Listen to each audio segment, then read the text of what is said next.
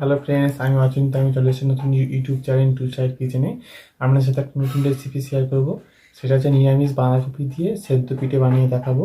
তো সেটা বানাতে কী কী উপকরণ লাগে আসুন দেখাই। তারা একটা আমার চ্যানেল যেসব ভিডিও ছাড়া আছে, আমি যদি ভালো লেগে থাকে অবশ্যই লাইক কমেন্ট ও শেয়ার করবেন, বেশি বেশি করে শেয়ার করবেন। যদি আমার চ্যানেল নতুন হয়ে থাকেন তাহলে প্লিজ সাবস্ক্রাইব করে দেবেন এবং নিচের বেল নোটিফিকেশনটা অল করে দেবেন, যাতে আমার ভিডিও আপনাদের কাছে আগে পৌঁছে যায়। চলুন তাহলে আজকে নিরামিষ বাঁধাকপি দিয়ে সেদ্ধ পিঠে বানাতে কী কী উপকরণ লাগে আসুন দেখাই।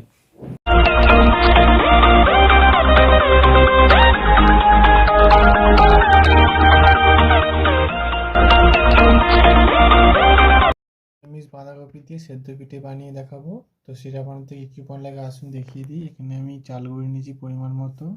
এখানে আমি বাঁধাকপি তৈরি করে নিয়েছি। এখানে আমি লবণ নিয়েছি পরিমাণ মতো।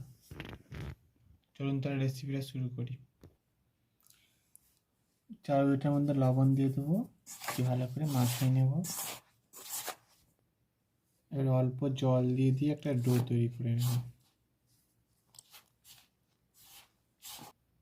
ডো তৈরি করে নিয়েছি। এবার আমি ছোটো ছোটো করে লেচি করে আমি পুরটা ভরে নেব।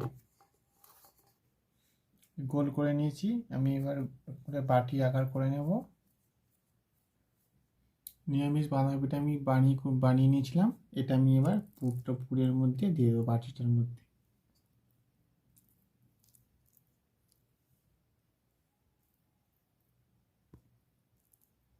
দিয়ে ভালো করে এদিক ওদিক করে লাগিয়ে